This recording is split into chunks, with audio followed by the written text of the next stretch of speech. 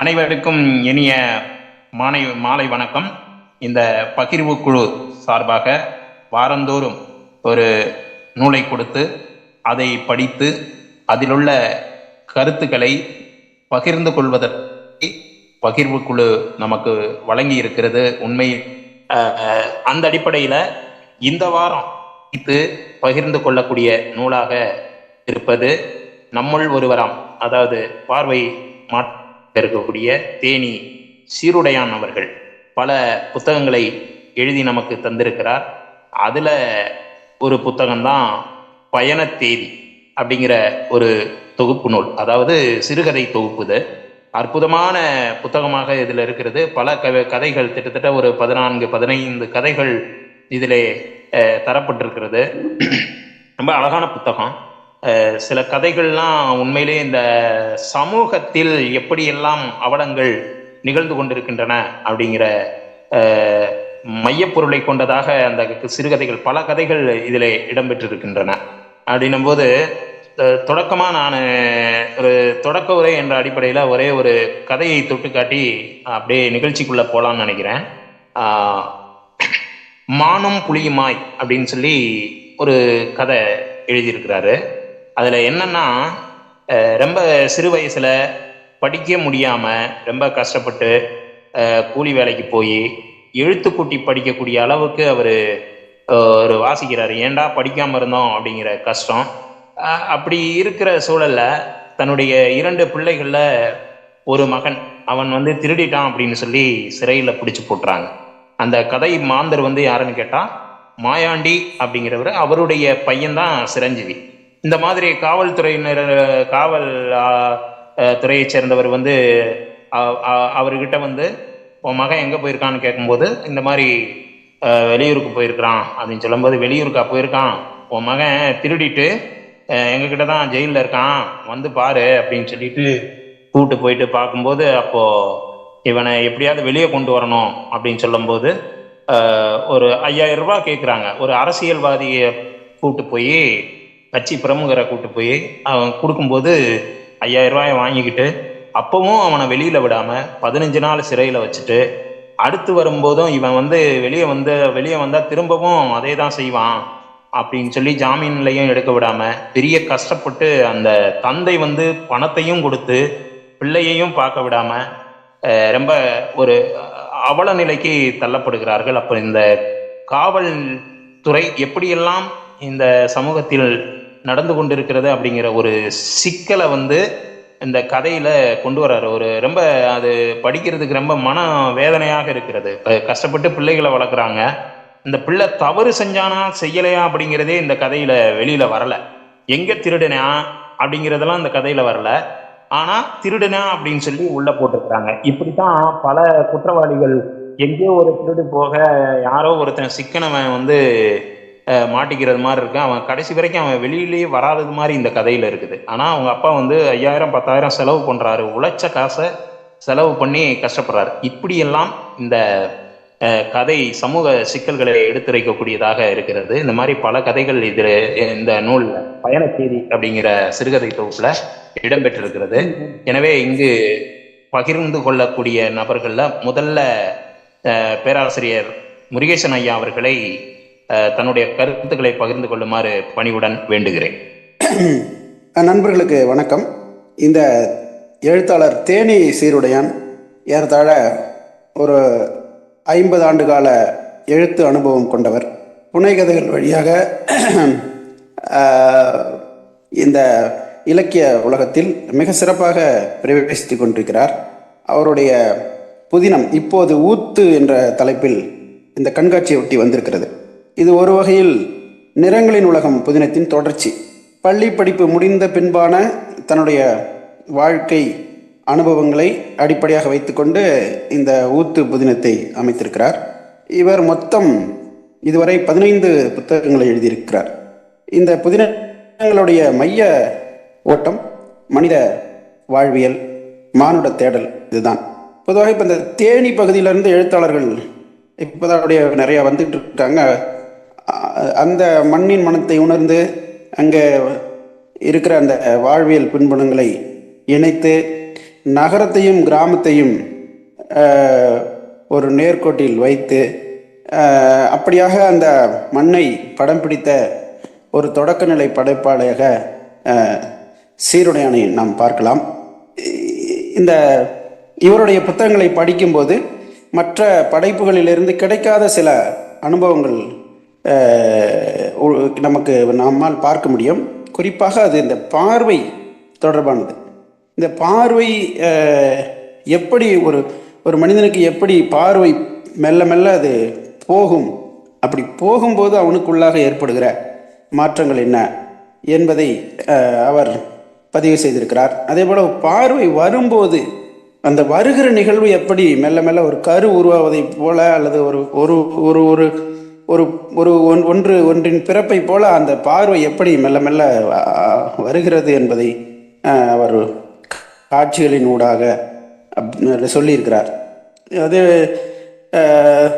குடும்பத்தையும் சமூகத்தையும் இணைக்கிற படைப்புகளை இவருடைய எழுத்துக்களில் பார்க்கலாம். அதாவது குடும்ப வாழ்வியலினுடைய தாக்கம் சமூகத்தினுடைய விளைவுதான்.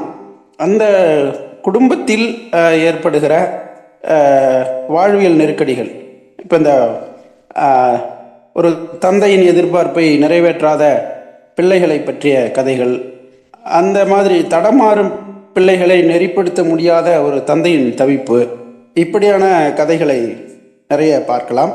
இப்போ இவருடைய படைப்புகளில் காதல் மிக மையமான புள்ளியாக இருக்கிறது.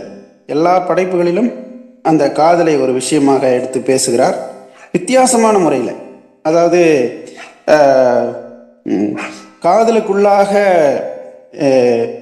எப்படி அந்த உணர்வுகளை சொல்லில் படம் பிடிப்பது என்பதை அது எல்லாராலையும் அதை அவ்வளோ செம்மையாக செய்ய முடியாது. அது இந்த தலைவன் தலைவியை போல ஒரு ஆணின் மனோட்டத்தையும் பெண்ணின் மனோட்டத்தையும் அந்த அவர் அழகாக படம் பிடித்திருக்கிறார். அதே போல் இந்த அதாவது பாலுறவை எப்படி அனுபவிப்பது, அந்த அனுபவத்தை எப்படி உள்வாங்கிக் கொள்வது என்பதையும் கூட அழகாக, அதாவது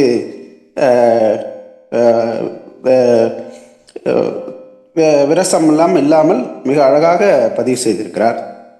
அப்படியான எழுத்துக்களை பார்க்கலாம். இவரை பற்றி ஆய்வுலகம் ஓரளவுக்கு அங்கங்கே குறிப்பிட்டாலும் கூட பெரிய அளவில் இவருடைய படைப்புகள் குறித்த ஆய்வுகள் நிகழ்த்தப்படவில்லை. இவர் அடிப்படையில் இடதுசாரிய இயக்கங்களை சார்ந்தவர். இவருடைய கதைகள் செம்மலர் போன்ற இடதுசாரி இதழ்களில் தொடர்ச்சியாக வெளிவந்து கொண்டிருக்கின்றன. இதுவரை ஒரு 5-6 சிறுகதை தொகுப்புகள், பாதகத்தி, ஒரு வீடு இருவாசல், அந்த மாதிரி இப்போ இது நம்ம பயணம், கந்துக்காரன் கூண்டு, இந்த மாதிரியான சிறுகதை தொகுப்பெல்லாம் வந்திருக்கு. அதே மாதிரி நாகராணியின் முற்றம், கடை, வேப்பங்கிணறு, இந்த மாதிரி நாவல்கள் வந்திருக்கு. இப்போ சிறுகதை எப்படி எழுதுவது என்பது குறித்து ஒரு தொடரை ஒரு இதழில் எழுதியிருக்கிறார். அண்மையில் இவரை தேனியில் கம்பம் நிகழ்ச்சிக்கு சென்றிருந்த போது பார்த்தேன். மிக உற்சாகமாக இருக்கிறார். எந்த இடத்தில் நிகழ்ச்சி என்றாலும் வந்து கலந்து கொள்கிறார். தொடர்ந்து எழுதுவதையும் படிப்பதையும் இயல்பாக கொண்டிருக்கிறார். ஒரு ஒரு அவருடைய குடும்ப பின்னணி ஒரு ஒரு வறுமையான ஒரு சூழல் தான். அதை வென்று தலைமுறையை நகர்த்திய அனுபவங்கள் எல்லாம் தன்னுடைய படைப்புகளிலே அங்கே விரவ பதிவு செய்திருக்கிறார். அதேபோல் இந்த பார்வை இல்லாமல் இருக்கிற காரணத்தால் ஒவ்வொன்றையும் நம்ம சில குறியீடுகளை வைத்து கொண்டு நமக்குள்ளாக சில புரிதல்களை ஏற்படுத்தி கொள்கிறோம். அந்த புரிதல்களுக்கான ஒரு எழுத்து வடிவத்தை அவர் சொல்லியிருக்கிறார். இது இந்த தலைப்புகளில் நாம் தனிப்பிரித்து ஆய்வு நிகழ்த்தினால் இன்னமும் அவருடைய படைப்பின் அடிநாதத்தை நம்மால் காண முடியும். ஆக இன்னும் கூடுதலாக கவனிக்கப்பட வேண்டிய, கூடுதலாக படிக்கப்பட வேண்டிய, விவாதிக்கப்பட வேண்டிய ஒரு ஆளுமை தேனிசருடையான் என்று சொல்லலாம். இந்த பயணம் சிறுகதையில் இருக்கிற இந்த முதல் கதை, அந்த கதையினுடைய கடைசி காட்சி அது கதையின் முடிவு. அதாவது திருமணமாகி பணத்திற்காகவே வாழ நினைத்த ஒருவன் விலகி போய்விட்டு ஒரு ஒரு நீண்ட நெடிய காலத்திற்கு பிறகு மீண்டும் திருந்தி வருவதாக சொல்லுகிறான். பொதுவாக யாராக இருந்தாலும் சரி ஏற்றுக்கொள்வோம் என்று தான் நினைப்பார்கள், அல்லது ரொம்பவும் கஷ்டப்பட்டிருந்தால் வேண்டாம் என்று மறுத்து விடுவார்கள். இந்த இரண்டையும் செய்வதற்கான நியாயங்களை சமூகம் ஏற்றுக்கொள்ளுகிற வகையில் செய்ய வேண்டும். அப்போதுதான் அது அது அந்த அந்த அடிப்படையில் இந்த கதையில் ஒரு முடிவு வருகிறது. நீங்கள்லாம் படித்திருப்பீர்கள். அதாவது ஒரு ஒரு ஒரு கோரிக்கையை முன்வைக்கிறார். என்னுடைய வேலையை நான் விட்டு விடுவேன், என்னுடைய ஊதியத்தை நான் சமூக நலன்களுக்காக எழுதி வைத்து விடுவேன், என்னுடைய வருமானம் இதுவரை இருக்கிற வருமானத்தை அவருடைய வருமானத்தில் என்னோடு சேர்ந்து அவரோடு சேர்ந்து வாழ்வதானால் வாழலாம் என்று சொல்லுகிறார். உண்மை முகம் வெளிப்படுகிறது. இப்படியான இந்த கதையினுடைய முடிவு இப்படி இருக்கிறது. நிறைய விஷயங்களை வித்தியாசமான முறையில் செய்கிறார். இந்த ஊத்து நாவலில் வரக்கூடிய ஒரே ஒரு இதை சொல்ல வேண்டும். அதாவது இந்த சாமி சொல்கிறது, குறி சொல்கிறது அப்படிங்கிற ஒரு விஷயம். குறி சொல்கிறது ஒரு அறிவு கோவாத முட்டாள்தனமான ஒரு செயல். அதில் நம்பி யாரும் ஏமாந்துடக்கூடாது என்பதுதான் பொதுவான நீதி. அதை அந்த களத்தில் இருந்து கொண்டே நிறுவ முயற்சி செய்கிறார். அப்படியான ஒரு பாத்திரத்தை படைத்திருக்கிறார். அந்த பாத்திரம் ஒரு பகுத்தறிவாளர் செய்கிற செயலை விட அதிகமான நன்மைகளை சமூகத்திற்கு செய்கிறது. அது சாத்தியமாக இருக்குமா என்று நினைத்து பார்த்தால் அப்படி மனம் கொண்டவர்கள் இருக்கிறார்கள். ஏனென்றால் நாம் சொல்வது உண்மையானது அல்ல, அதற்கு அடிப்படை கிடையாது என்பதை அந்த தொழிலில் இருப்பவர்களுக்கு நன்றாக தெரியும்.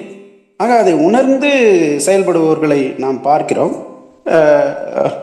அது அவர்கள் பணத்திற்காக என்று இல்லாமல் தன்னுடைய அனுபவத்தை மக்கள் நலனுக்காக மடைமாற்றம் அந்த மாதிரி செய்கிற ஒரு போக்கை வித்தியாசமாக இருந்ததை பார்த்தபோது இப்படி இவரை பற்றி எண்ணி மகிழ்வதற்கு ஏராளமான குறிப்புகள் இருக்கின்றன.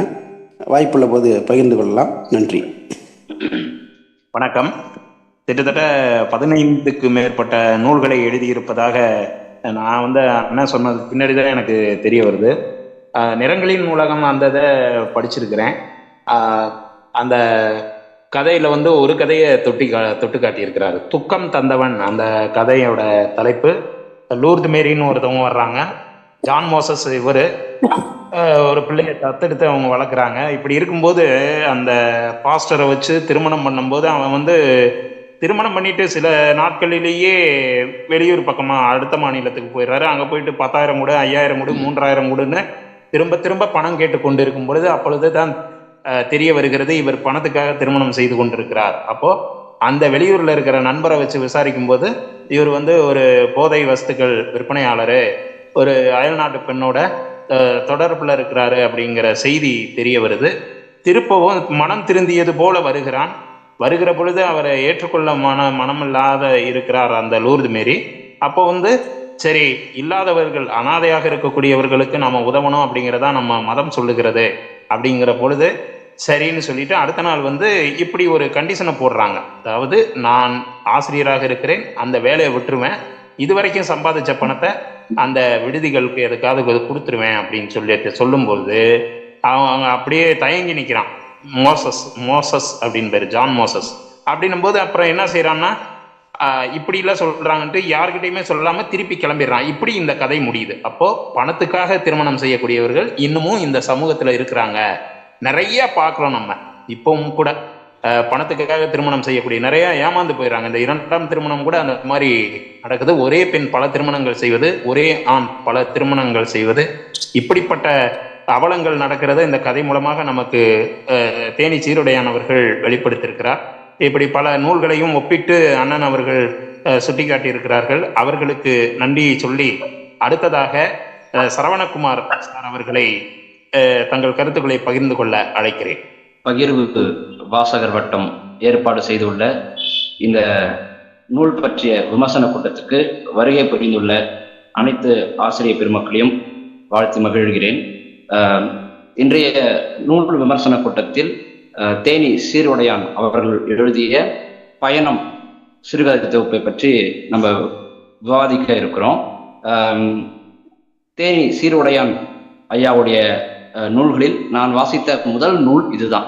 ஆனால் நான் முதுகலை படித்த காலகட்டத்தில் ஏறக்குறைய ஒரு 8 ஆண்டுக்கு முன்னாடி வந்து பார்த்தீங்க அப்படின்னா என்னுடைய வகுப்பு தோழர் ஒருத்தர், அவர் வந்து கம்யூனிஸ்ட் அமைப்போடு தொடர்புடையவர், பொறுப்புகள்லையும் இருந்திருக்கிறார். அவர் வந்து நிறைய புத்தகங்களை சேமிச்சு வச்சிருப்பாரு, படிப்பார். அதனால வந்து நான் என்னுடைய வகுப்பு தோழன்றதுனாலையும் அவரிடம் எளிமையாக பழகினேன். அவரிடம் வந்து நிறைய நூல்களை வாங்கி படிச்சுட்டேன். அப்ப படிக்கும் போது வந்து அவர் வந்து இந்த நிறங்களின் உலகம் அப்படின்னு ஒரு நூல் இருக்கு, அது பார்வை மாற்றுத்திறனாளிகளை பற்றியது, அந்த நூலை நீ படிச்சிருக்கிறியா அப்படின்னு கேட்டார். அன்னைக்கு நான் அவர்கிட்ட என்ன பதில் சொன்னா, இன்னும் படிக்கல, உங்ககிட்ட இருந்தா கொஞ்சம் கொடு அப்படின்னு சொல்லி கேட்டிருந்தேன். ஆனா இன்ன வரையும் நான் அந்த நூலை படிக்கல தான். ஆனா அவருடைய அந்த நூல் படிக்கிறதுக்கு முன்னாடி இந்த பயணம்ன்ற சிறுகதை தொகுப்பை படிக்கிறதுக்கான ஒரு வாய்ப்பு எனக்கு இப்ப கிடைச்சது. அந்த வாய்ப்பை உருவாக்கி கொடுத்தது நமது பகிர்வு வாசகர் வட்டம் தான். அதனால பகிர்வு வாசகர் வட்டத்துக்கு மீண்டும் எனது நன்றியை தெரிவிச்சுக்கிறேன். இப்ப இந்த சிறுகதை தொகுப்பை படித்ததுக்கு பிறகு எனக்கு என்ன தோணுதுன்னா, இன்னும் சில நாட்கள், இன்னும் 2-3 நாட்கள்ல வந்து அந்த நிறங்களின் உலகம் கண்டிப்பா படிச்சிடணும் அப்படின்னு ஒரு எண்ணம் தோன்றிக்கிட்டே இருக்கு. இப்ப இந்த பயணம் சிறுகதையை படித்த போது நிறைய விஷயங்கள் வந்து என்னால் புரிந்து கொள்ள முடிந்தது. குறிப்பா வந்து ஒரு செய்தி இங்க பதிவு செய்யணும்னு நினைக்கிறேன். மாற்றுத்திறனாளிகள், அது எந்த வகை மாற்றுத்திறனாளியாக இருந்தாலும் பரவாயில்ல, பொதுவாக மாற்றுத்திறனாளிகளை பற்றி இந்த பொது சமூகம் என்ன நினைக்குதுன்னா, அவர்கள் வந்து பாடநூலோடு தொடர்புடையவர்கள், பாடநூலை மட்டும் படிப்பாங்க, மற்றபடி அவர்கள் வெளி உலகத்தோடு ரொம்பலாம் அவங்க வந்து தங்களை இணைத்து கொள்ள மாட்டார்கள். புத்தகம் படிப்பாங்க, தேர்வு எழுதுவாங்க, இதெல்லாம் தேர்வு அரசு நடத்தக்கூடிய போட்டித் தேர்வுகளை எழுதி பணிக்கு போவாங்க அப்படின்னு மட்டும்தான் மாற்றுத்திறனாளிகளை பற்றி பொது சமூகம் நினைத்து கொண்டிருக்கிறது. ஆனா உண்மை நிலை என்னவாக இருக்கு அப்படின்னா அப்படி இல்லை. சொல்லப்போனா மாற்றுத்திறனாளி அல்லாத மக்களை காட்டிலும் மிக வேகமாக வந்து எல்லாவற்றையும் புரிந்து கொள்ளக்கூடிய ஒரு தன்மையில வந்து மாற்றுத்திறனாளிகள் இருக்காங்க. எல்லாவற்றைன்றது எதை குறிக்க வரனா, அரசியல் ரீதியான கருத்தியலை உள்வாங்கிக் கொள்வது. எந்த ஒரு மாற்றுத்திறனாளியிடம் வந்து நம்ம பேசினாலும் அவங்க ஏதாவது ஒரு கருத்தியலை சார்ந்து இயங்கி கொண்டிருப்பார்கள். இன்னைக்கு இருக்கக்கூடிய எந்த ஒரு அமைப்பாக இருக்கலாம் அது. அப்படி பார்க்கும்போது இந்த தேனி சீருடையான் அவர்களும் வந்து பார்த்தீங்கன்னா ஒரு 50-60 ஆண்டுக்கு முன்னாடி இருந்தே வந்து அவருடைய எழுத்து பணியை தொடங்கிட்டாரு.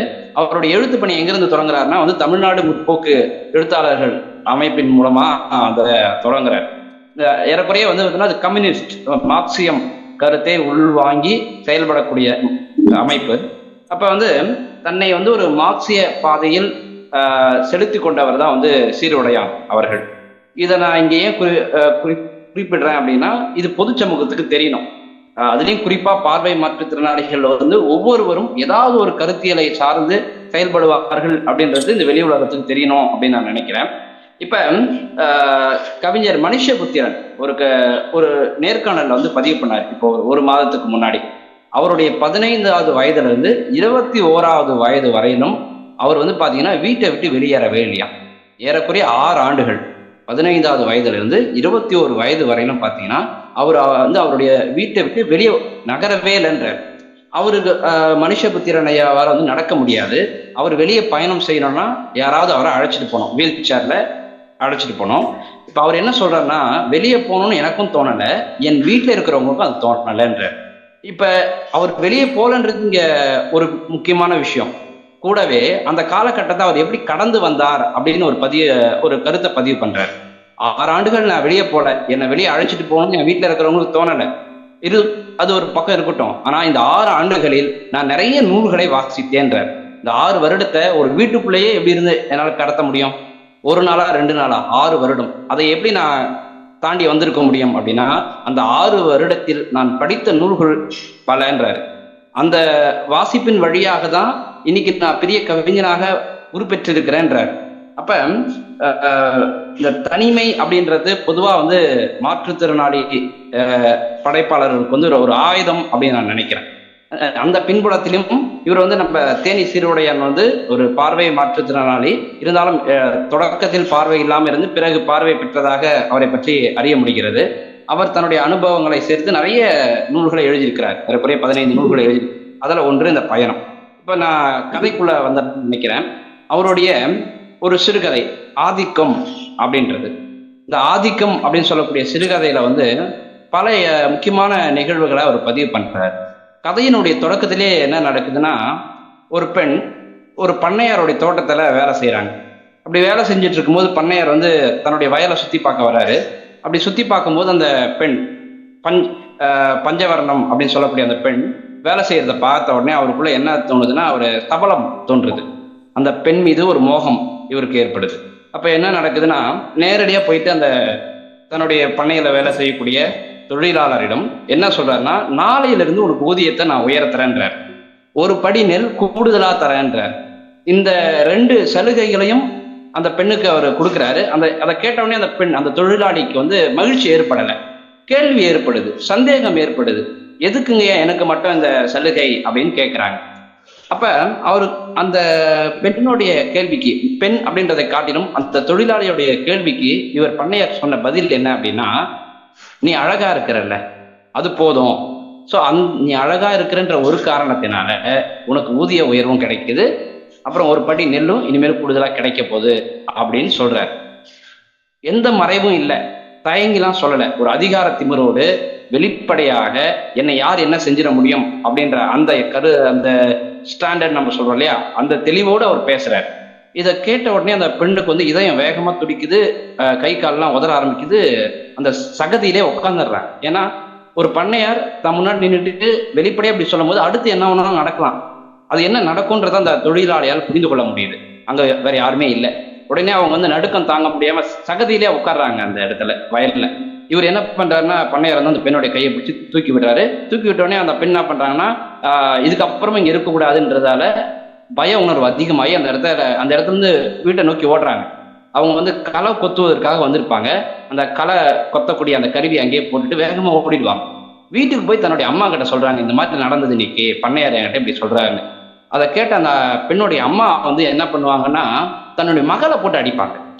என்னன்னா, பண்ணையாரை வந்து கேள்வி கேட்க முடியாது. என் பெண்ணை பார்த்து ஏன் இப்படி சொன்னீங்க, உங்களுடைய பண்ணையில வேலை செய்யக்கூடிய என்னுடைய பெண் வந்து அவங்களுடைய பாதுகாப்புக்கு நீங்க தானே துணையா இருக்கணும், என் பெண்ணுக்கு பாதுகாப்பு வழங்க வேண்டியதே நீங்க தானே, ஆனா நீங்களே இப்படி நடந்துட்டா எப்படின்னு கேள்வி கேட்டு இருக்கணும், உரிமை குரல் எழுப்பி இருக்கணும். ஆனா பெண்ணுடைய தாயால் பண்ணையாரை எதிர்த்து ஒரு கேள்வி கூட கேட்க முடியாது. அது அவங்களுக்கு நல்லா தெரியுது.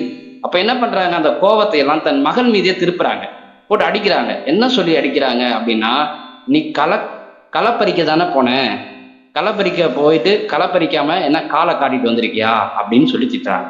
அப்ப அந்த பெண்ணுக்கு வந்து என்ன நடக்குது அப்படின்னா, அவங்களால எதிர்கொள்ள முடியல. ஒரு பக்கம் அங்க வேலை செய்யக்கூடிய இடத்துல முதலாளியால ஒரு ஒடுக்குமுறை, அடக்குமுறை, அதுல இருந்து தப்பித்து வீட்டுக்கு வந்தா அரவணைத்து கொள்ள வேண்டிய வீட்டில் இருக்கக்கூடிய பெற்றோர்கள் அரவணைக்காம அவங்களுடைய இயலாமையை என்ன பண்றாங்கன்னா இந்த பெண் மீதே திருப்புறாங்க.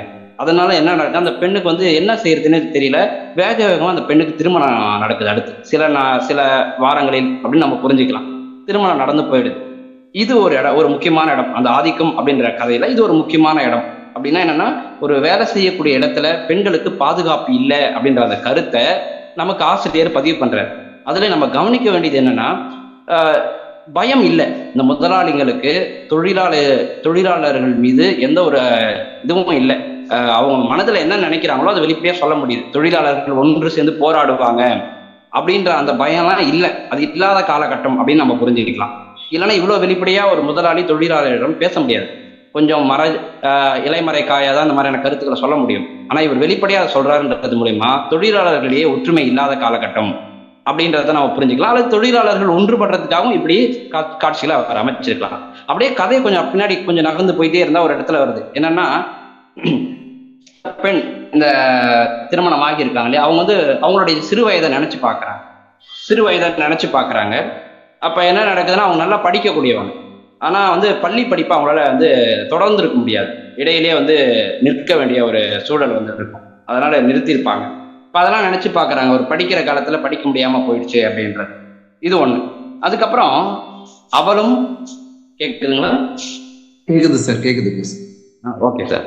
அவளும் அவனும் அப்படின்னு ஒரு சிறுகதை. அந்த கதையில வந்து பாத்தீங்க அப்படின்னா, திருமணமான இணையர்கள் 2 பேருமே, ஆணும் பெண்ணும் இளமை பருவத்தில் தான் இருக்கிறாங்க. ஆனா அந்த ஆண் வந்து குடிப்பழக்கத்துக்கு அடிமையாயிருப்பார். அதனால என்ன ஆகும்னா, தினமும் வந்து குடிப்பதற்கு பணம் கேட்டு தன்னுடைய மனைவி அடிப்பார். இது வழக்கமா நடக்குது. அந்த பெண் வந்து பார்த்தீங்கன்னா சந்தையில் பழக்கடை வச்சிருக்கிறாங்க. இப்போ கதையில் வந்து பார்த்தீங்கன்னா ஒரு ஒரு கணவனும் மனைவியும் என்ன பண்ணுறாங்கன்னா தன்னுடைய, அதாவது கணவன் ஒரு ஆண், அவனுடைய தம்பிக்கு திருமணம் நடக்க இருக்குது. அதுக்கு வந்து சில பொருட்கள்லாம் வாங்க வேண்டியிருந்தது. சந்தையில் போய் பழம், காய்கறி, அப்புறம் அந்த திருமணத்துக்கு தேவையான பொருட்கள்லாம் வாங்க வேண்டியிருந்தது. அதனால தன்னுடைய மனைவி அழைச்சிட்டு போவார். அப்படி பேருந்து பயணத்தை செஞ்சுட்டு கீழே இறங்கும் போது அந்த மனைவிக்கு வந்து பார்த்தீங்க அப்படின்னா மயக்கம் வந்துட்டு இருக்கும். காரணம் என்னன்னா, அந்த பேருந்தில் இருக்கக்கூடிய கூட்டம், அந்த மனிதர்களுடைய அந்த வெம்மையை தாங்க முடியாம, மனிதர்கள் விடக்கூடிய அந்த மூச்சினுடைய வெப்பத்தை கூட தாங்க முடியாம அந்த பெண் வந்து மயங்கினதா கதையில காட்டுவாங்க. இப்போ அதுக்கு என்ன பண்ண, தண்ணி தேவைப்படுது. அப்போ கடைக்கு போனால் தண்ணி வந்து 15 ரூபாய் ஒரு கேன் அப்படின்னு சொல்றாங்க. கூல்ட்ரிங்க்ஸாக இருந்தால், இந்த ஃப்ரூட்டி அந்த மாதிரி இருந்தால் 10 ரூபான்றாங்க. அவர் என்ன பண்ற, ஃப்ரூட்டி வாங்கி கொடுக்குறாரு. ஒரு தண்ணி பாட்டில் வந்து விலை கொடுத்து வாங்குற நிலைமை இன்னைக்கு வந்துடுச்சு அப்படின்றத ஒரு கதை போக்கிலே சொல்லிட்டு போறாங்க. என்னுடைய அப்பா அம்மாலாம் என்ன சொன்னாங்கன்னா, மண்ணையும் தண்ணியும் தவிர எதிர்காலத்தில் எல்லாத்தையும் விற்பனை செய்வாங்க அப்படின்னு தான் சொல்லிட்டு இருந்தாங்க. ஆனா என் காலத்துல தண்ணியை கூட விற்பனை செய்ய ஆரம்பிச்சுட்டாங்க, மண்ணையும் விற்பனை செய்ய ஆரம்பிச்சுட்டாங்கன்றதெல்லாம் அந்த சமூக மாற்றத்தை கதைக்குள்ளாடைய பதிவு பண்ணிட்டு போறாரு. இப்ப அந்த தன்னுடைய மனைவிக்கு வந்து அந்த ஃப்ரூட்டி வாங்கி கொடுத்து மயக்கத்தை தெளி வச்சு உள்ள கூட்டு போறாரு சந்தைக்குள்ள. அங்க போனா, நான் கதையினுடைய தொடக்கத்துல சொன்ன மாதிரி அந்த புதிதா திருமணமாகி சந்தையில பழம் வியாபாரம் செய்யக்கூடிய அந்த குடும்பத்தை வந்து காட்டுறாங்க. அந்த ஆண், அந்த இளைஞன் வந்து தன்னுடைய மனைவி அடிக்கிறான் பொது வெளியில.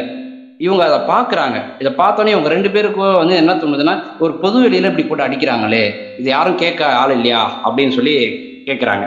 அங்க ஒருத்தர் வந்து கேட்கிறாரு, ஏன்பா அடிக்கிறாருன்னா, அந்த இளைஞன் என்ன சொல்றாரு, உங்க வேலையை நீ பார்த்துட்டு போ அப்படின்றாரு. அடுத்து அந்த பொது மனிதர்கள்ல ஒருத்தரா இருந்தவரும் போயிட்டார் கேட்டவர். ஒரு கட்டத்துக்கு அப்புறம் அடி ரொம்ப பலமா விழுது அந்த பெண்ணுக்கு. அந்த பெண் ஒரு வார்த்தை கூட வாயை திறந்து பேசல, தன்னுடைய எதிர்ப்பும் தெரிவிக்கல. இவரால் தாங்க முடியல.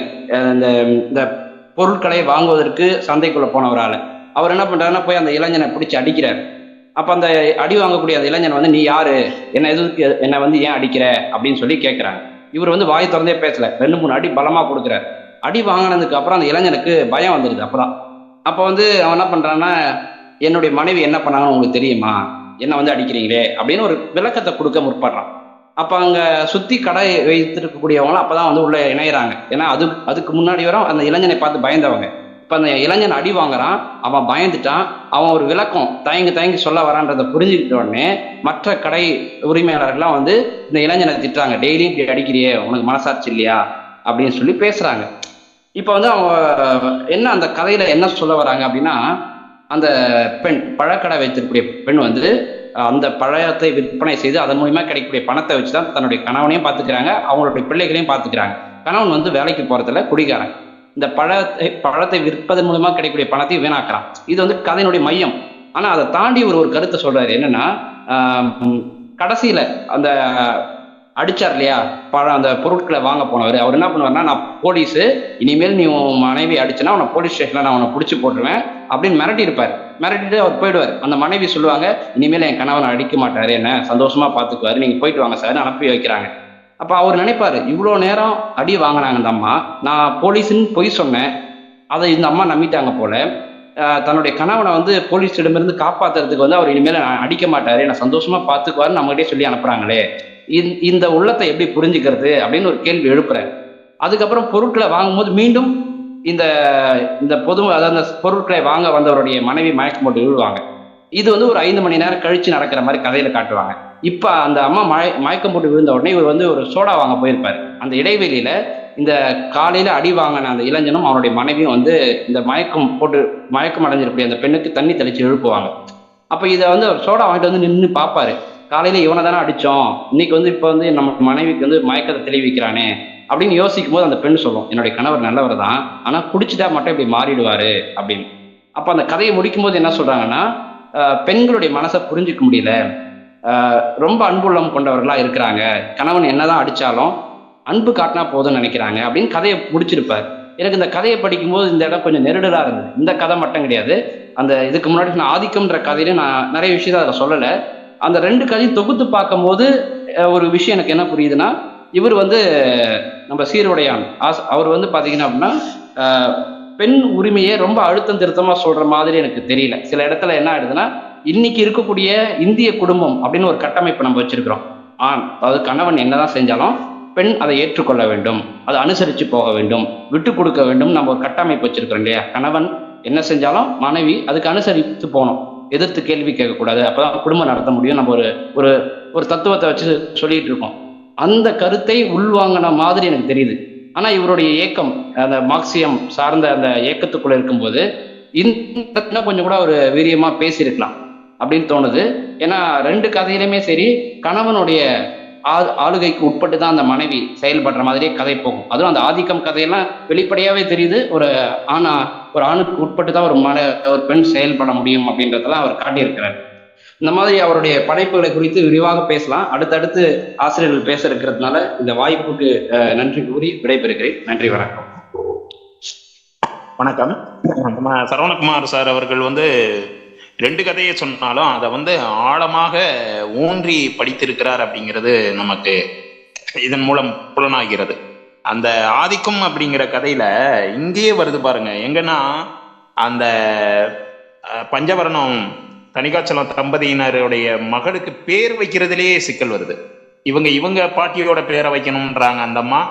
ஆனா அவங்க மணமகன் வீட்டார் தன்னுடைய பாட்டியோட பேரை வைக்கணும் அப்படின்னு சொல்லும்போது கடைசியில அந்த ஆண் என்ன நினைக்கிறாரோ, அவங்க குடும்பத்தார் என்ன நினைக்கிறாங்களோ அந்த பேரு தான், அதாவது நலாயம்மாள் அப்படிங்கிற பேரைத்தான் வைக்கிறாங்க. அங்கேயே அந்த ஆதிக்கம் அப்படிங்கிற தலைப்புக்கு ஏற்ற பொருளாக அந்த கதை அமைந்திருக்கிறது. அது மாதிரி பார்த்தீங்கன்னா ஒரு கட்டத்துல 4 தாய் தந்தை 2 குழந்தைகள் 4 பேரும் சேர்ந்து இருக்கும்போது ஏதாவது மகிழ்ச்சியா எடுத்து சாப்பிடணும், செஞ்சு சாப்பிடணும் அப்படின்னு சொல்லி மகன் கேட்குறான், தேங்காய் சாதம் பண்ணி கொடுங்கன்னு. மகள் ஒரு 5 ரூபாய் கேட்குறான். அவளும் வேலைக்கு போய்கிட்டு இருக்கா. அந்த நலாயம்மாள் அப்படிங்கிற கவிதா என்ற பெண் அன்னைக்கு வேலைக்கு போகல. சரி, ஒரு 5 ரூபாய் கேட்குறா. ஆனால் தரமாட்டுறாங்க.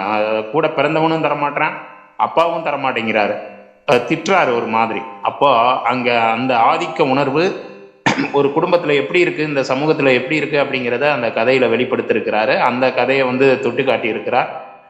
அது மாதிரி அவளும் அந்த கதையும் ரொம்ப சிறப்பாக தொட்டு காட்டியிருக்கிறார். ரொம்ப அருமை. உங்களுடைய கருத்துக்களுக்கு நன்றியை சொல்லி அடுத்ததாக நூல் சார்ந்த கருத்துக்களை பகிர செல்வம் ஐயா அவர்களை அழைக்கிறேன். வணக்கம் பகிர்வு வாசகர்களே. இந்த நிகழ்ச்சியை நடத்தி கொண்டிருக்கின்ற, நெறிப்படுத்தி சிறப்பாக நடத்தி கொண்டிருக்கின்ற ஆசிரியர் பழனிக்குமார் அவர்களே, பகிர்வு வாசகர்களே, உங்கள் அத்தனை பேருக்கும் என்னுடைய முதற்கண் வணக்கத்தை தெரிவித்துக் கொள்கின்றேன். பயணம் என்ற சிறுகதை தொகுப்பு இந்த வாரத்தில் எடுத்துக்கொண்டிருக்கின்றோம். தேனிசீருடையான் எழுதிய கதை தொகுப்பு இது. இதில் சிறப்பான கதைகளை மிக அழகான அருமையான வாழ்க்கையை நாம் தெரிந்து கொள்கின்றோம். ஏழை வாழ்க்கை, சாதாரணமான ஏழை வாழ்க்கையை அசாதாரணமான வகையில் வெளிப்படுத்தியிருக்கின்றார் தேனிசீருடையான் அவர்கள். சொந்த வாழ்க்கைக்கான போராட்டத்தையும் சமூக வாழ்க்கைக்கான மாற்றத்தையும் ஒருங்கிணைக்க கைவரப்பெற்றவர் தான் நம் தேனிசீருடையான். ஒரு சமூக மாற்றத்திற்காக, அதாவது கொள்கை ஒரு இயக்கம் சார்ந்து ஒரு இயங்குவது என்பது எழுத்தாளர்களுக்கு விலங்கு மாதிரி அப்படின்னு சொல்லிட்டு திரிவாங்க அமைப்பு சாராத எழுத்தாளர்கள். ஆனால் அது அல்ல.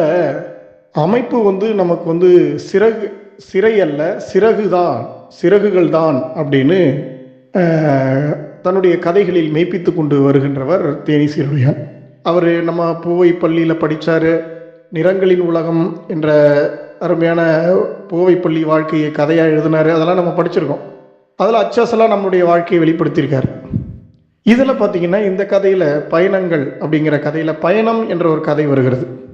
அந்த கதையில் பார்த்திங்கன்னா ஒரு கிட்னாப் கிழவி அப்படிங்கிறவங்க பேருந்தில் பயணிக்கிறாங்க. முதல்ல பேருந்து நிற்கிது.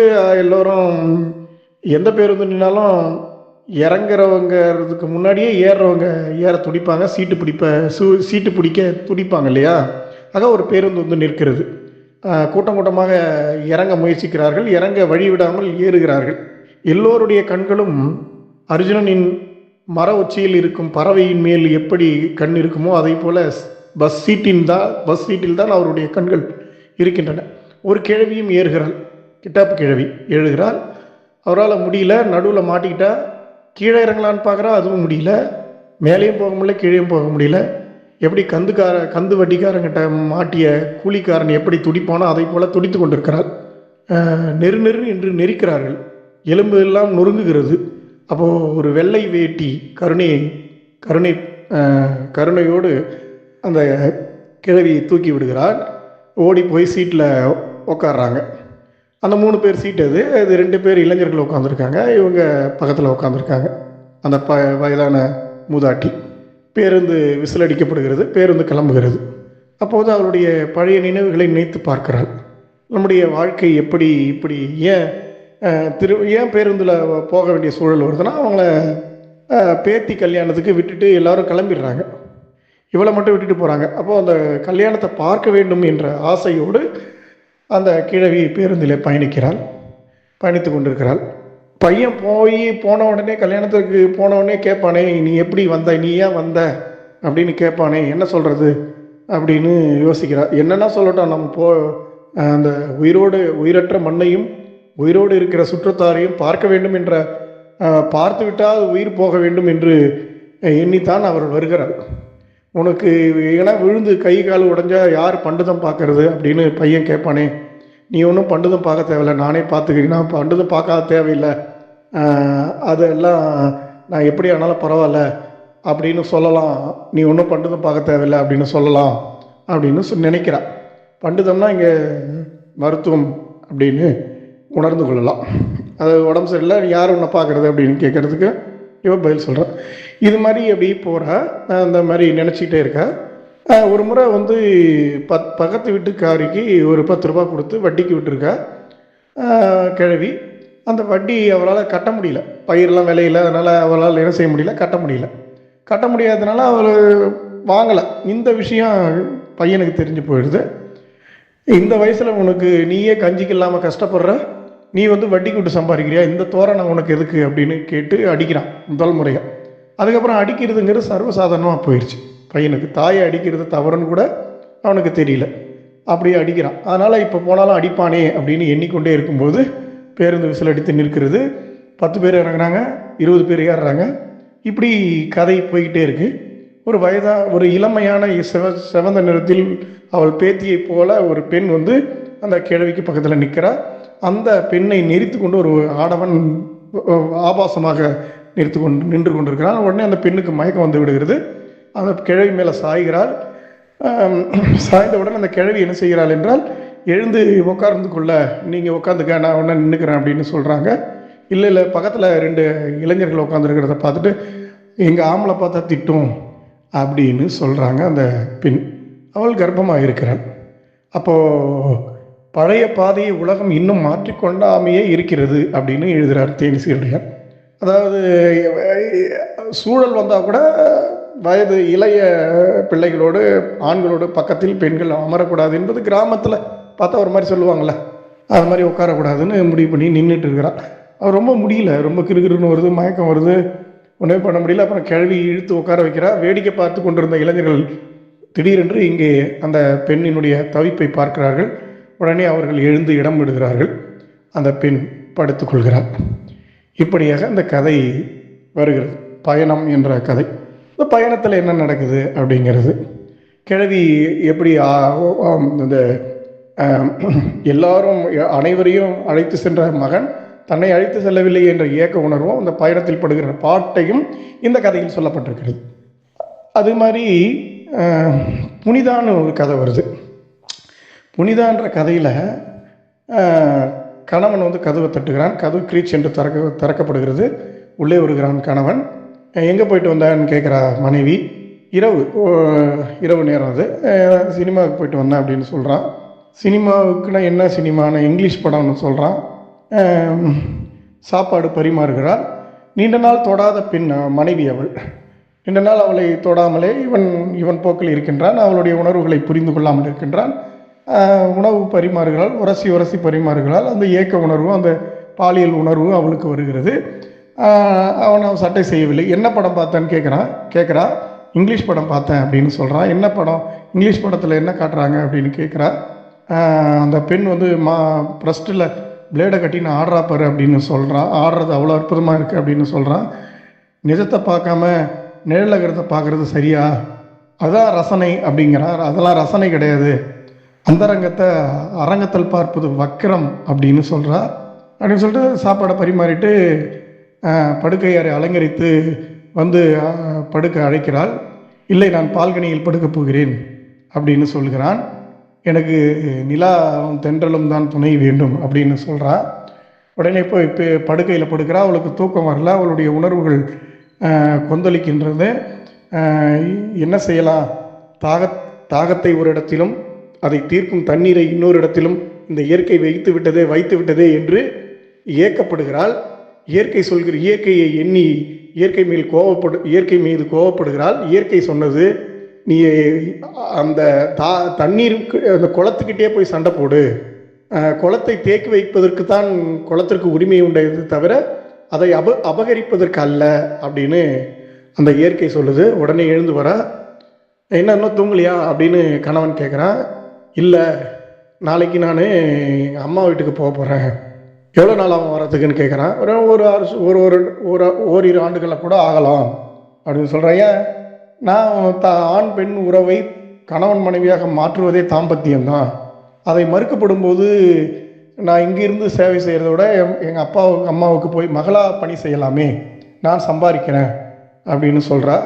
உனக்கு அவ்வளோ திமிரு ஏறி போச்சா அப்படின்னு சொல்லி அவன் அடிக்கிறான், ஓங்கி அறைகிறான். அன்பு செய்ய முடியாதவர்களுக்கு அடிப்பதற்கு எங்கே உரிமை இருக்கிறது என்று சொல்கிறாள். சினிமா என்ன சினிமாவுக்கு போனான்னு கேட்டான் பாரு. அப்பயே அவன் என்ன சொல்கிறான், நீ யார் கூட சினிமாவுக்கு போனான்னு அவன் கேட்குறான். புனிதா, நீ யார் கூட சினிமாவுக்கு போன? உன்னுடைய ஸ்டெனோகிராஃபர் டைப்பிஸ்ட்டு அந்த சரஸ்வதி கூட தானே சினிமாவுக்கு போனேன் அப்படின்னு கேட்குறா புனிதா கேட்குறா. அதெல்லாம் நீ தலையிடாத அப்படின்னு சொல்லி அப்பயே அவன் மிரட்டுறான். அது இந்த கதை முன்னாடியே சொல்லணும். அதை அந்த மாதிரி கேட்குறான். அதனால் அடித்த உடனே அவள் கீழே இறங்கி வந்துடுறா. காலையில் எழுந்த உடனே பெட்டி படுக்கையெல்லாம் எடுத்துக்கொண்டு மாடியின் மீது உறங்கி கொண்டிருக்கிற கணவன்கிட்ட போய் சொல்லிட்டு கிளம்புறான். அவன் காலையில் எழுந்தோடனே ஆவி பறக்க காப்பி கிடைக்கும்ல, அந்த காப்பி அவனுக்கு கிடைக்கல. அவன் நடந்து போகிறத பார்த்துக்கிட்டே இருக்கான். இது இந்த காலத்து பெண்கள், பணி செய்கிற பெண்கள் கணவனை எப்படி எதிர்கொள்ள வேண்டும் என்பதற்கான ஒரு மாற்று சிந்தனையாக இந்த கதை சொல்லப்பட்டிருக்கிறது, புனிதாங்கிற கதை. ஆக இது மாதிரியான பெண் உரிமை போராட்டம் எப்படி அது நடத்தப்படுகிறது அப்படிங்கிறது மிக சிறப்பாக சொல்லியிருக்காங்க. இந்த கதைலாம் ஒரு 25-30 வருஷத்துக்கு முன்னே வந்த கதைகள் தான். இப்போ மானும் புலியும் போல அப்படிங்கிற கதையில் கூட அதிகாரத்துக்கும் ஏழ்மை நிலையில் இருக்கின்ற, விளிம்பு நிலையில் இருக்கின்ற மக்கள் எப்படி காவல் நிலையத்தை அணுக முடியாமல் எப்படி கஷ்டப்படுறாங்க அப்படிங்கிறதையும் அதில் சொல்லியிருக்காங்க. அதில் மாயாண்டின்னு ஒரு பையன் ஒருத்தர் இருக்கான். அவனுடைய பையன் சிரஞ்சீவி. அவன் படிக்கலை. அவன் படிக்காமல் ஊரை சுற்றிட்டு இருக்கான். அவன் 5வது தான் படிச்சிருக்கான். அவங்க அம்மா அப்பயும் சொல்கிறாங்க, படிக்கடா, இப்போல்லாம் கம்பெனி வேலையும் அரசு வேலையும் தான் நம்மளை கை தூக்கி விடும், விவசாய வேலை கை தூக்கி விடாது, அதெல்லாம் விவசாய வேலை வக்கத்த வேலையாக போயிடுச்சு அப்படின்னு சொல்கிறாங்க. அதை கேட்கல, அவன் படிக்கல, ஊரை சுற்றிட்டு இருக்காங்க, என்னென்ன களவு வேலைகள்லாம் ஈடுபடுறான் அப்படின்லாம் அவங்க அம்மா கண்டிக்கிறாங்க. அதையும் அப்படியே நாளாகி வளர்ந்துடுறான். அதில் பார்த்திங்கன்னா அந்த பையன் ஒரு நாள் காவல் நிலையத்தில் சிக்கிக்கொள்கிறான். காவல் நிலையத்தில் கைது செய்யப்பட்டிருக்கிறான். போய் அந்த பையனை விடுதலை செய்யுங்க அப்படின்னு இந்த மாயாண்டி கேட்குறான். திருடி அவன் என்ன கேஸில் மாட்டிருக்கான் தெரியுமா? திருட்டு கேஸில் மாட்டிருக்கான். அந்த திருடி அந்தெல்லாம் உனக்கிட்ட தானே கொடுத்தான், உன்னை தான் முதல்ல காவலில் பிடிச்சி போடணும் அப்படின்னு சொல்லி அவனை மிரட்டி அனுப்புகிறாங்க. உடனே அவன் எப்பயுமே அவன் ஒரு ஒர்க் ஷாப்பில் வேலை செய்கிறான். விவசாயியாக இருந்து கூலியாக இருந்து கிராமத்திலிருந்து வெளியே ஒரு நகரத்தில் ஒரு இரும்பு தொழிற்சாலையில் ஒர்க் ஷாப்பில் வேலை செய்கிறான். சிலிண்டர்கள்லாம் ஏற்றுறது இறக்குற வேலையை செய்கிறான் இந்த மாயாண்டி. அந்த கூட வேலை செய்கிறவங்கலாம் என்ன சொல்கிறாங்க, நீ ஊரில் இருக்கிற தலைவரை போய் பாரு, அவரை கூட்டின்னு போனால் அந்த உன் பையனை மீட்டு வந்துடலாம் அப்படின்னு சொல்கிறாங்க. அதை கேட்டுட்டு அவன் என்ன பண்ணுறான், ஊர் தலைவரை போய் பார்க்குறான். ஊர் தலைவர் இது அரிப்பு கேஸ் ஆச்சு அப்படின்னு உள்ள நினச்சிக்கிட்டு, எப்படியாவது என் பையனை காப்பாற்றுங்கன்னு சொல்கிறாரு. உடனே சொல்கிறான் மாயாண்டி. உடனே சரி அப்படின்னா நாளைக்கு வா, காவல் நிலையத்துக்கு போகலாம் அப்படின்னு சொல்கிறார் தலைவர். உடனே தலைவர் சொன்னோடனே வெளியே வரான் மாயாண்டி. தலைவருடைய உதவியாளர் ஒருத்தன் என்ன சொல்கிறான், அதுக்கு 10,000 ஆகும் செலவு, அப்போ தான் மீட்க முடியும் உன் பையனை. அதில் நாளைக்கு 5000 பிடிச்சிட்டு வந்த தலைவர் பிடிச்சதுனால 5000 முடிச்சு கொடுப்பாரு. நாளைக்கு 5000 பிடிச்சிட்டு வந்துடு, இப்போ 100 கொடு அப்படின்னு கேட்குறான். 100 கொடுத்து விட்றான். அரிப்பு தொடங்கி விட்டது அதிலிருந்து அப்படின்னு கதையில் எழுதுறார். சரி, இப்படி கதையை காசு கொடுத்து அப்புறம் மறுநாள் போய் பேச்சுவார்த்தை நடத்துகிறாங்க. போலீஸுக்காரன் வந்து நான் இப்போ அடிக்கவே இல்லை, 5 நாள் சாப்பாடு கொடுத்தேன், நான் அதை கொடுத்தேன் இதை கொடுத்தேன்னு சொல்லி அந்த அந்த சிரஞ்சீவி, அவன் பையன் பேர் மாயாண்டியுடைய பையன் பேர் சிரஞ்சீவி, கைது செய்யப்பட்டிருக்கிறான். அவனை போய் தலைவர் இவங்கெல்லாம் போய் பார்க்குறாங்க. தலைவர் மாயாண்டிலாம் போய் மீட்கிறதுக்கு போகிறாங்க. பேச்சுவார்த்தை நடக்குது. பேச்சுவார்த்தை நடக்கும்போது தலைவர் என்ன சொல்கிறாரு, இந்த பையனை எப்படியாவது காப்பாற்றி வெளியே அனுப்பிடுங்கன்னு இன்ஸ்பெக்டர்கிட்ட சொல்கிறாரு. இன்ஸ்பெக்டர் என்ன சொல்கிறாரு, அதெல்லாம் முடியாது, இந்த கேஸு திருட்டு கேஸு, முடியாதுங்கிறாரு. அப்புறம் மாயாண்டி பாக்கெட்டை பார்த்துட்டு கண் சிமிட்டுறாரு. உடனே சரி வேறு ஒன்று வேணால் செய்யலாம், இந்த பையன் மேலே சின்ன கேஸு போட்டு 15 நாள் ரிமாண்டில் தள்ளிட்டு 15 நாள் பொறுத்து வெளியிடலாம், வெளியே நானே கூட்டி வந்துடுறேன் அப்படின்னு அந்த காவல் நிலைய கந்தசாமி ஏட்டு சொல்கிறார். சரின்னு இவனும் இந்த பையன் இப்படி திருடந்தெல்லாம் இவனை தானே கொண்டு வந்துவாங்க அப்படி இப்படின்னு திட்டும் போது, இல்லை மாயாண்டி நல்லவன், அவன் வந்து அவன் அப்படிப்பட்டவன் கிடையாது, 10 வருஷமாக நான் பார்க்குறேன், ஏதோ இவன் தான் அப்படி பிறந்துட்டான் அப்படின்னு ஒரு ஓமையை சொல்கிறார். சேற்றில் முளைச்ச செந்தாமரை போல என்ன சொல்கிறார். இவன் தான் இந்த பையன் தான் சரியில்லை அப்படின்னு சொல்கிறார். இவன் கொண்டு வந்து வெளியே விட்டுட்டிங்கன்னா அவன் திருந்திடுவான் அப்படின்னு சொல்கிறார். சரின்ட்டு போயிடுறாங்க. 15 நாள் கழித்து போய் எடுக்கலான்னு போய் பார்த்து தலைவரை போய் பார்க்குறாரு. மாயாண்டி பார்க்குறான். அவர் பிடி கொடுத்தே பேசலை. திருப்பி காவல் நிலையத்துக்கு போகிறான். இல்லை அது வந்து இன்னும் 6 மாதம் ஆகும் அப்படின்னு சொல்லி இப்படி இழுக்கடிக்கிறாங்க.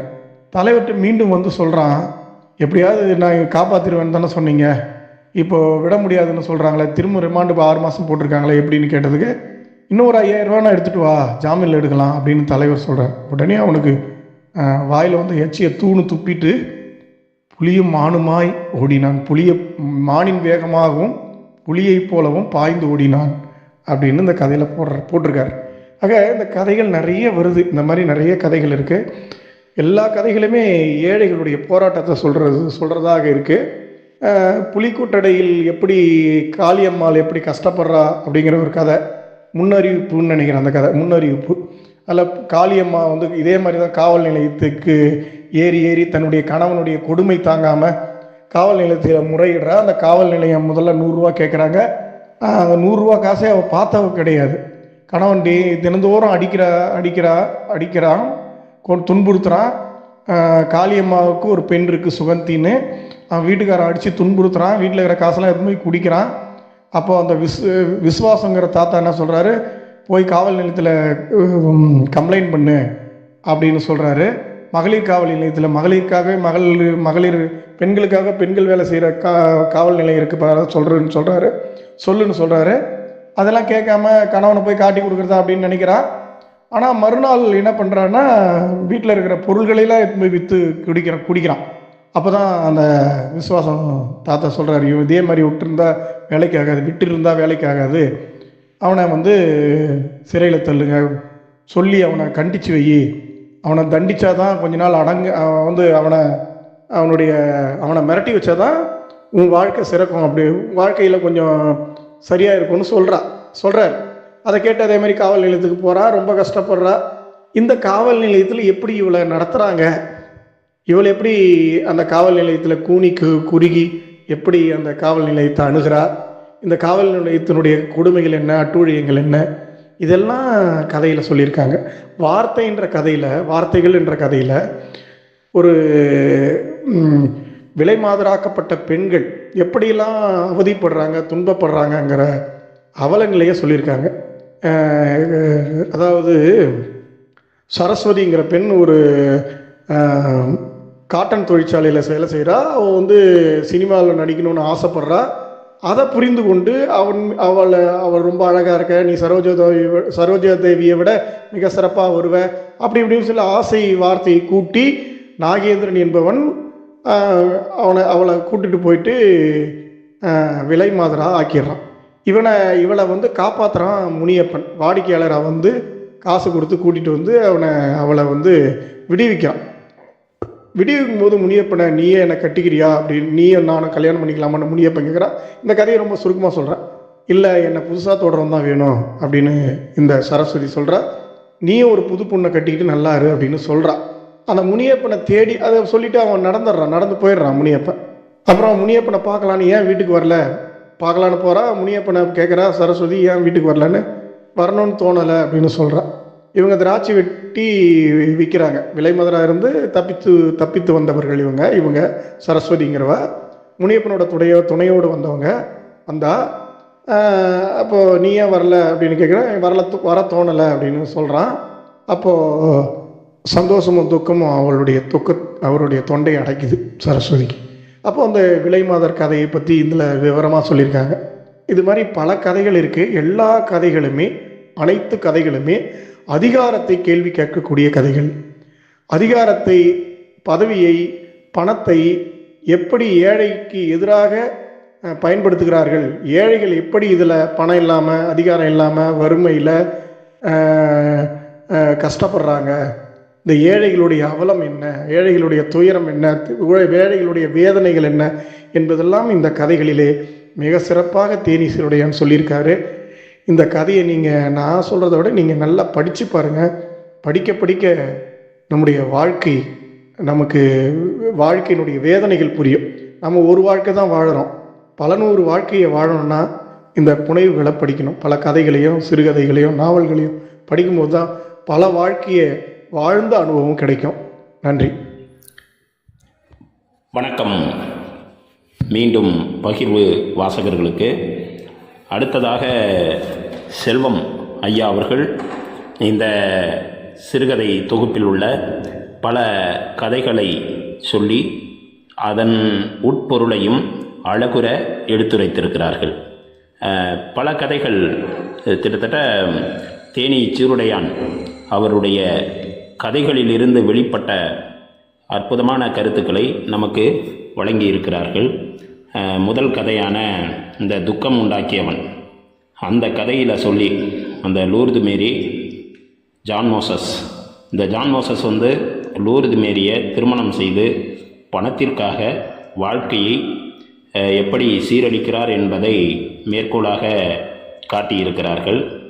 ஆதிக்கம் சிறுகதையையும் அவர் அதில் வரக்கூடிய கருத்துக்களை சொல்லி நமக்கு விளக்கி இருக்கிறார்கள். இந்த சமூகம் எப்படி ஆதிக்க உணர்வோடு இருக்கிறது என்பதை அண்ணன் அவர்கள் நமக்கு விளக்கியிருக்கிறார்கள். இப்படி நேரத்தின் அருமை கருதி சுருக்கமாக சொல்கிறேன். பல கதைகளை படித்திருக்கிறார், ஊன்றி படித்திருக்கிறார். எப்பொழுதுமே படித்த கருத்துக்களை அழகாகவும் கோர்வையாகவும் நேர்த்தியாகவும் எடுத்து வழங்குவதிலே மிகச்சிறந்தவர் செல்வமையா அவர்கள் என்பதை சொல்லி அவருக்கு நன்றியை கூறுகிறேன். அடுத்ததாக இந்த புத்தக மதிப்பீட்டினுடைய நிறைவு பகுதிக்கு வந்திருக்கிறோம். தேனி சீருடையான் அவர்கள் மிகச்சிறந்த எழுத்தாளர் என்பதை இந்த பயணம் என்ற சிறுகதை தொகுப்பின் மூலம் மீண்டும் ஒரு முறை உலகிற்கு சொல்லி இருக்கிறார்கள். கிட்டத்தட்ட 15 கதைகள். அதாவது இந்த கதைகள் மூலமாக அவர் என்ன சொல்ல வர்றாருன்னா, சில சமூக சிக்கல்களை, அதாவது கதைகளில் கருப்பொருளை மையமாக கொண்டு கதை எழுதுவதோடு மட்டுமல்லாமல் இந்த சமூக சிக்கல்களை ஒவ்வொரு கதையிலையுமே எடுத்துரைத்திருக்கிறார்கள். மேலோட்டமாக சொல்லணும்னா, இந்த துக்கம் உண்டாக்கியவன் அப்படிங்கிற கதையில் தொடங்குது. எப்படி நம்ம லூர்து மேரியை பணத்திற்காக திருமணம் செய்கிறார். திருமணம் செய்த அடுத்த சில நாள்களிலேயே அவர் அடுத்த மாநிலத்திற்கு சென்று விடுகிறார். அங்கிருந்து தொழில் செய்வதாக கூறி 10,000 வேண்டும், 5,000 வேண்டும், 3,000 வேண்டும் என்று தொடர்ச்சியாக கேட்டுக்கொண்டிருந்த பொழுதுதான் அவருடைய சுயரூபம் என்னவென்று தெரிகிறது. ஒரு கட்டத்தில் சேர்ந்து வாழ்வதாக கூறி வருகிறார். அப்பொழுது அந்த துணிச்சலான முடிவை லூர்து மேரி எடுக்கிறார். நான் இதுவரை சம்பாதித்த பணத்தை அனாதை இல்லத்திற்கு எழுதி கொடுத்து விடுவதாகவும், அதோட இனி நான் வேலைக்கு செல்வதில்லை எனவும் கூறுகிறார். இந்த கருத்தை கேட்டு வியத்து நின்ற அந்த கணவர் அடுத்த நாளே எதுவும் சொல்லாமல் அடுத்த பயணத்தை தொடங்கி விடுகிறார். அப்போது அவருடைய சுயரூபம் இந்த இடத்திலே வெளிப்படுகிறது. ஆதிக்கம் என்ற சிறுகதையை வைத்து பார்க்கிற பொழுது அந்த கணவன் மனைவிக்கு திருமணமாகி, அதாவது இல்லற வாழ்க்கை நடத்தி கொண்டிருக்கின்ற தம்பதியினருக்கு குழந்தை பிறக்கிறது, பெண் குழந்தை. அந்த குழந்தைக்கு என்ன பெயர் வைப்பது என்று சொல்லுகிற பொழுது அந்த தலைவி தன்னுடைய பாட்டியினுடைய பெயரை வைக்க வேண்டும், கணவன் வீட்டார் தங்களுடைய பாட்டி பெயரை வைக்க வேண்டும் என்று வாதம் வருகிற பொழுது கடைசியாக கணவன் வழி பாட்டி பேர் நலாயம்மாள் என்ற பெயரையே வைத்து விடுகிறார்கள். இங்கு கணவன் வீட்டாரின் ஆதிக்க மனப்பான்மை இந்த கதையின் மூலம் வெளிப்படுகிறது. அப்போது இந்த சமூகத்தில் கணவன் வீட்டாரின் ஆதிக்கம் இன்றளவும் நடந்து கொண்டுதான் இருக்கிறது என்பதை அழகாக சித்தரிக்கிறார். வார்த்தைகள் என்ற கதை இந்த சிறுகதை தொகுப்பில் மிக முக்கியமான ஒரு சிறுகதை எதுன்னு கேட்டால் வார்த்தைகள். இந்த வார்த்தைகள்ங்கிற கதையில் அந்த சரசு என்கிற பெண்ணை நாகேந்திரன் அப்படிங்கிற அவன் எப்படி ஏமாத்துறான் அப்படிங்கிறது இந்த கதையில் வெளிப்படுது. அதாவது சினிமா துறையில் நடிக்க வைக்கிறேன், நீ ரொம்ப அழகாக இருக்க அப்படின்னு சொல்லி ஏமாற்றி அவரை சென்னைக்கு அழைத்து செல்வதாக சொல்லி அவரை ஆசை வார்த்தைகள் கூறி அழைத்தும் சென்று கடைசியில் அவரை பாலியல் தொழிலிலே ஈடுபடுத்துவது தான் உச்சகட்டம். அப்போ இப்படிப்பட்ட அவலங்களும் இந்த சமூகத்தில் நடந்துக்கிட்டு தான் இருக்குது. ஒரு பாலியல் தொழிலில் ஈடுபடுற பெண்ணு தானாக ஈடுபடுவதில்லை, ஏதோ ஒரு சமூகத்தில் பலவந்தமாக தாக்கப்பட்டோ அல்லது ஆட்படுத்தப்பட்டோ அந்த பாலியல் தொழிலிலே ஈடுபடுத்துகிறார்கள் என்பதற்கு இந்த கதை ஒரு சான்றாக அமைகிறது. இது கதை மட்டுமல்ல, சமூகத்தில் நிகழ்கிற அவலம் என்பதை இங்கே சொல்ல வேண்டியது இருக்கிறது. அது மாதிரி வியர்வை பூக்கள் அதில் பார்த்தீங்கன்னா அந்த உப்பு உப்பு இல்லை, அந்த புளி தட்டுறாங்க இல்லையா, அந்த புளி தொட்டக்கூடிய தொழிலில் ஈடுபடக்கூடியவர்கள் எவ்வளவு சிக்கல்களை அனுபவிக்கிறார்கள். ஒரு புளியை தட்டிக்கிட்டு இருக்கும்போது அதிலிருந்து முத்து கண்ணில் பட்டு ஒரு குழந்தைக்கு பார்வை இழப்பு ஏற்படுகிறது. அப்போது எவ்வளவு ஒரு கொடூரமான நிகழ்வுகள் எல்லாம் நடக்கிறது என்பதை இந்த கதைகள் மூலமாக வெளிப்படுத்துகிறார். அது மாதிரி மானும் புலியுமாய் அப்படிங்கிற ஒரு கதையில் அதில் என்ன செய்கிறாருன்னா, தன்னுடைய மகன் வேலைக்கு போகிறதா தந்தை நினைக்கிறாரு. ஆனால் மகன் ஒரு திருட்டு குற்றச்சாட்டு சாட்டப்பட்டு சிறையில் வைக்கப்படுகிறான். அப்போ மாயாண்டி என்கிற அவர் தகப்பனாரிடம் இந்த தகவல் சொல்லுகிற பொழுது எப்படியாவது மகனை காப்பாற்ற வேண்டும் என்று 10,000 ரூபாய் லஞ்சம் கொடுத்து மீண்டும் அவனை உள்ளேயே வைத்து வெளியே எடுக்க விடாமல் செய்கிறார்கள். பின்பு 1 மாதம் கழித்து மீண்டும் அந்த சிபாரிசு செய்த முக்கியஸ்தரை போய் பார்க்கிற பொழுது இன்னும் ஒரு 5,000 ரூபாய் கொண்டு வாங்க, உங்களுக்கு ஜாமீனில் எடுத்துடலாம் அப்படின்னு சொல்கிற நிகழ்வு. இன்னமும் ஏழைகளுக்கு சட்டம் கூட உதவி செய்யவில்லை என்பது வெளிப்படுகிறது. இதே போன்று இன்னொரு கதையிலையும் வருது. கணவன் அடித்து கொண்டே இருக்கிறான், தாங்க முடியவில்லை, மகளிர் காவல் நிலையத்திற்கு செல்கிறார். அங்கு கம்ப்ளைண்ட் கொடுக்க போகும்போதும் அங்கேயும் பணம் கேட்கிறார்கள். பணம் இல்லைன்னா ஏன் வர்ற அப்படின்னு அந்த காவல் நிலையத்திலே சொல்லி விடுகிறார்கள். இப்படியாக இன்ன வரைக்கும் இந்த மாதிரி சிக்கல்கள் இருக்கத்தான் செய்யுது. காவல் நிலையங்களில் ஏழைகளால் தங்களுக்கு ஏற்பட்டிருக்கிற அநீதிகளுக்கு தீர்வு காண முடியாத நிலை இன்றளவும் சமூகத்திலே நிகழ்ந்து கொண்டுதான் இருக்கிறது.